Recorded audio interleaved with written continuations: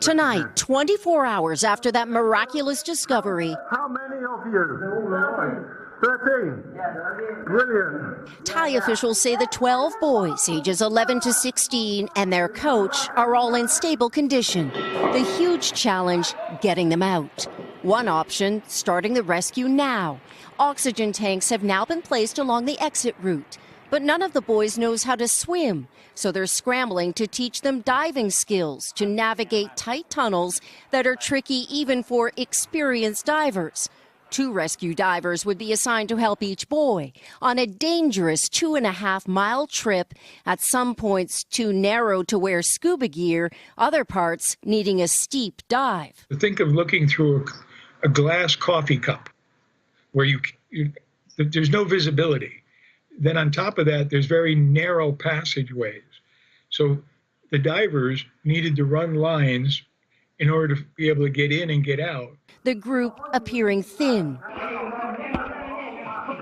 They're now getting high-protein liquid food that's easily digestible. This official tells us a team of medics is there too. Only 4 people can be in the cave with the boys to ensure there's enough air to breathe.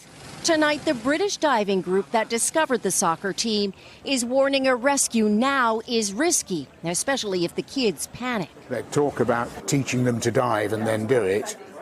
That's a bit of a long shot, to be honest. Another option, keeping the kids underground and sending them supplies until the waters recede. Authorities have been trying for days to pump the flood water out. And there's more rain in the forecast, meaning it could be weeks, even months, before they're safely out. Up to 3 to 4 months, but 2 Thai Navy doctors have volunteered to be locked up inside the cave, a huge sacrifice.